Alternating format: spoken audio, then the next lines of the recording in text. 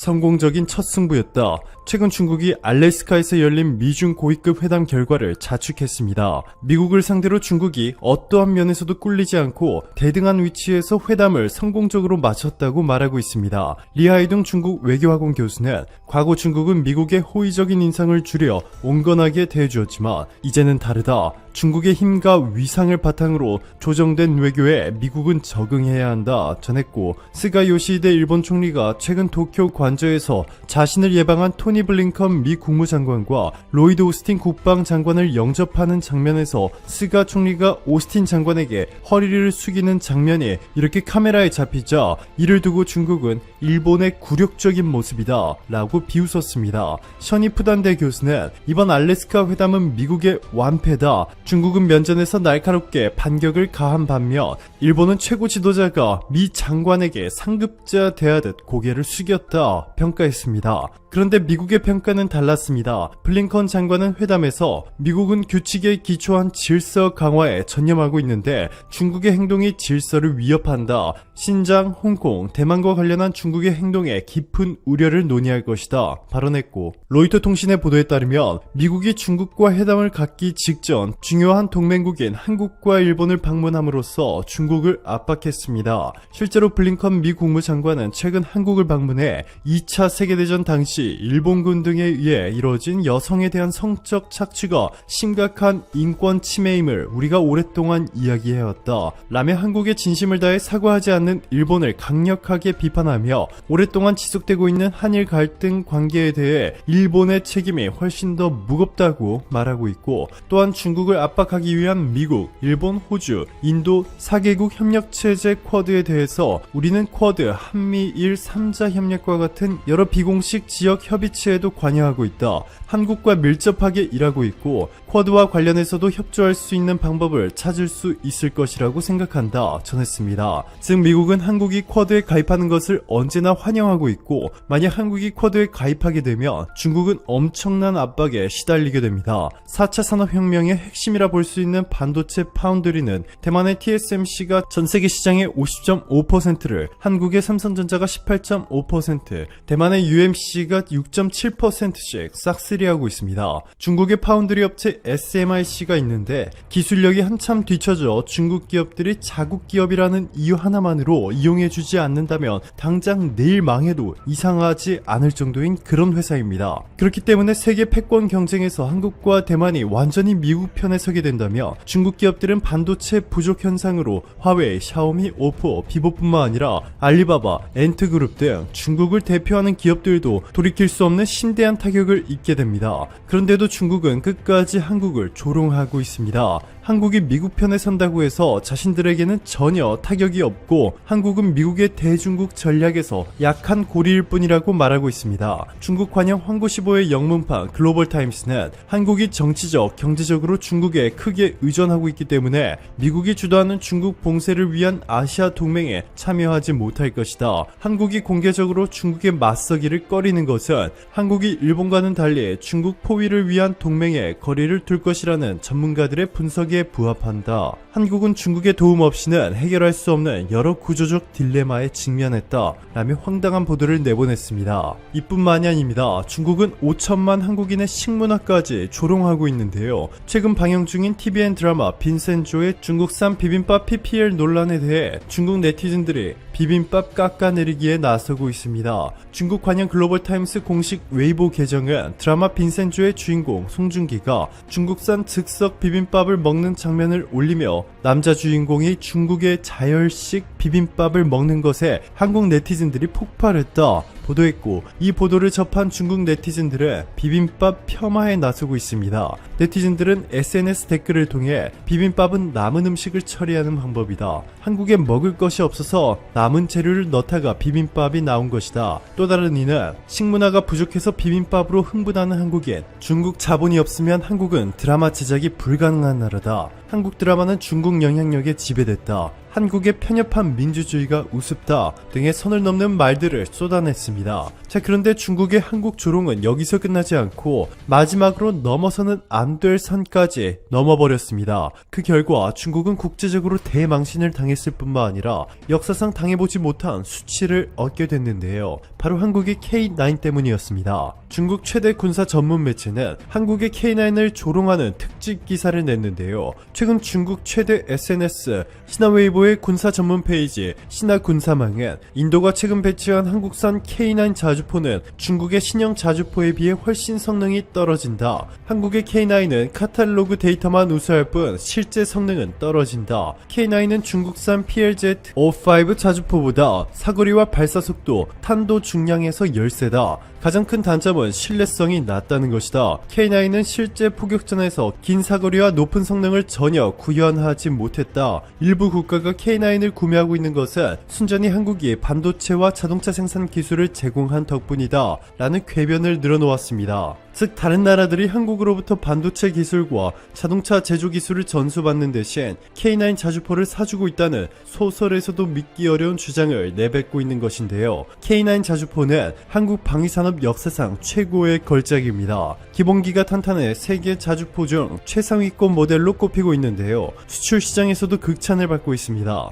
터키는 한국으로부터 기술 및 부품을 수입해 현지화 버전 T155를 생산 중이고 호주는 30문, 폴란드는 차체 100대, 인도는 100문, 핀란드 48문, 에스토니아 12문, 노르웨이 23문 등 세계 수많은 나라들이 K9을 사들이고 있습니다. 최근 100문을 한국으로부터 수입한 인도의 반응이 특히 인상적인데요. 인도는 큰 손이지만 지금까지 방위사업체들이 협력을 꺼려했습니다. 그 이유는 관료와 기업가의 비리가 만연하고 업무 처리 속도도 느리다는 악평이 자자합니다. 또한 자체 생산 능력이 떨어져 멀쩡한 무기 모델도 인도 현지 생산 딱지가 붙으면 애물단지가 됩니다. 하지만 한국의 K9은 이러한 문제점들을 완전히 압도해버렸습니다. 나렌드라 모디 인도 총리와 라스나트 싱 국방장관 등 주요 인도 인사들이 현지 K9 생산 라인을 찾아 만족감을 드러냈습니다. 중국의 주장과는 달리 중국이 개발한 PLZ-05 자주포는 폭탄 발사 시 차체가 심하게 요동치고 있습니다. 사격 반동을 상쇄하는 주퇴 복자기와 차체의 서스펜션 성능이 형편없을 때 나타나는 현상으로 전 세계의 극찬을 받고 있는 한국의 K9과는 감히 비교조차 불가능한 수준이죠. 전문가들은 중국 군사 전문 매체에 빗나간 국뽕 기사라며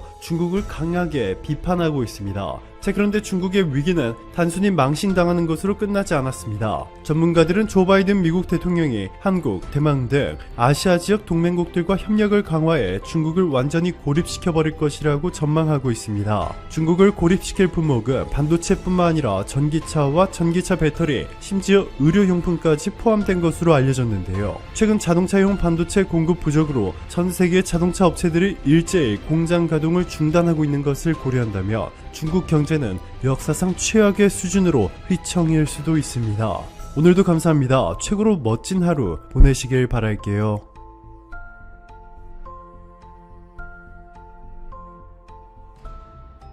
드디어 수직 이착륙기를 탑재할 수 있는 한국형 항공모함이 구체적인 윤곽을 드러냈습니다.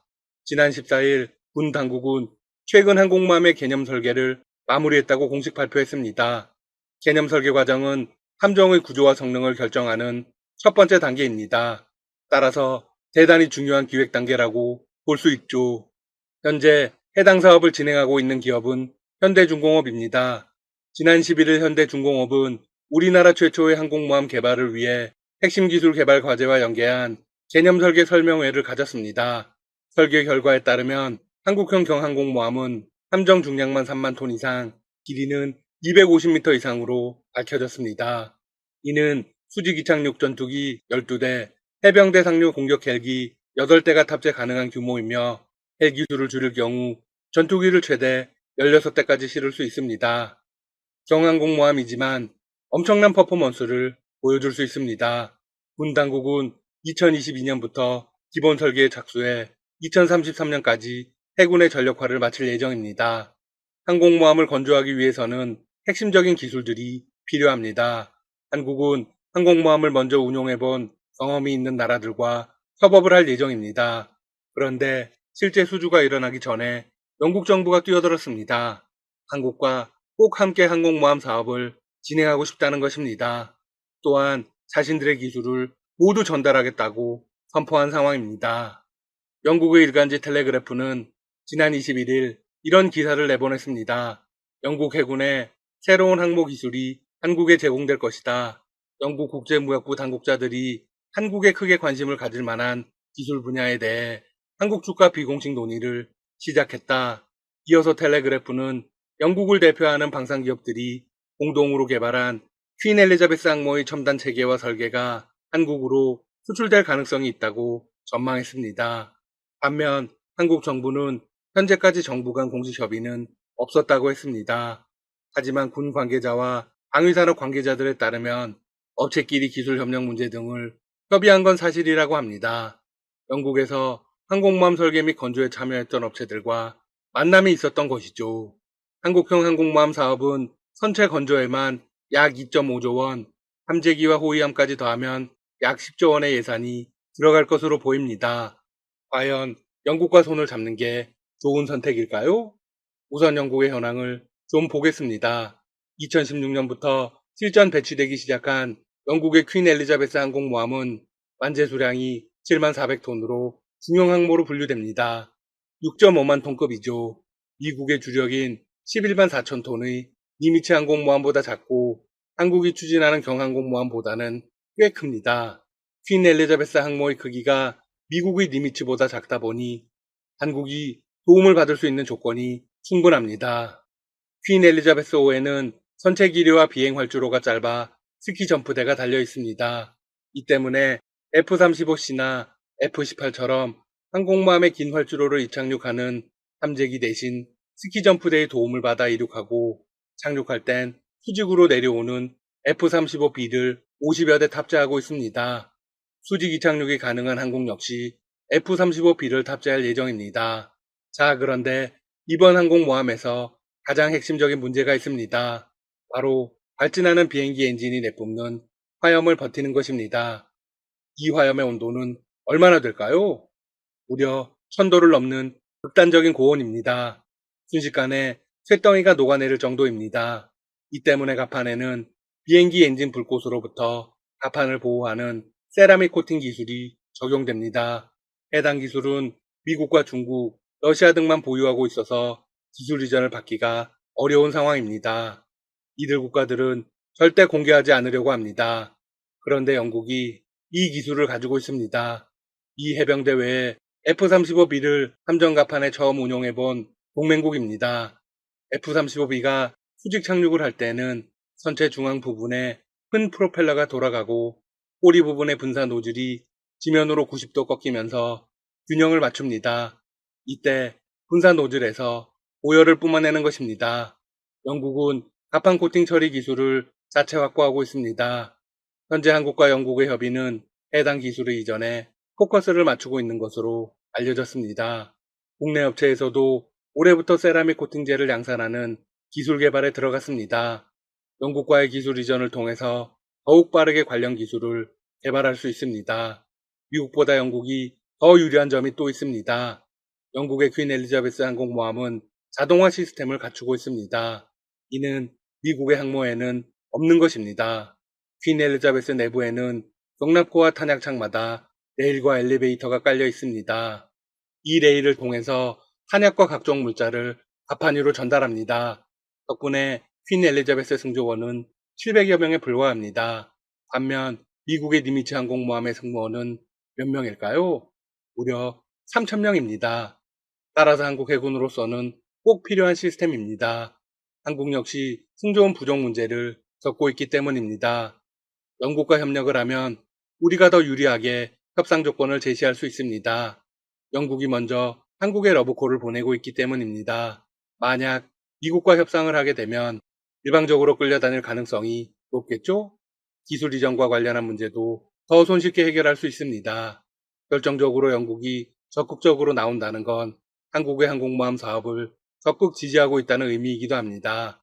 이번 항공모함 사업이 성공하면 일본보다 훨씬 더 유리한 고지를 점령하게 됩니다. 일본으로서는 난리가 날 상황이죠. 한편 한국을 찾는 주변의 나라들이 더 많아지고 있습니다.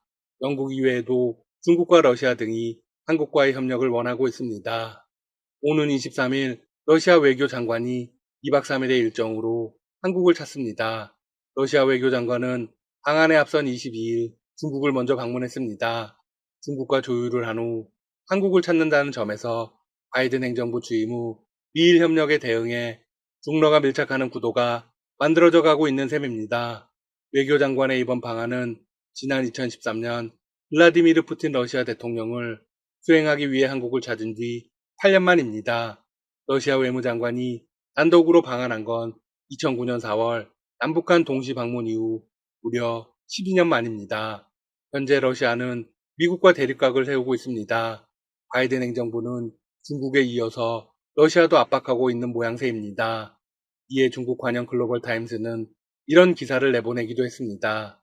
중국과 러시아 간 연대를 강화하면 미국이 한국, 일본과의 연쇄회담을 가진 뒤 말썽을 부리는 데 따르는 여파를 상쇄할 수 있을 것이다. 러시아가 한국을 찾으면서 한국의 셈법은 조금 복잡해지게 되었습니다.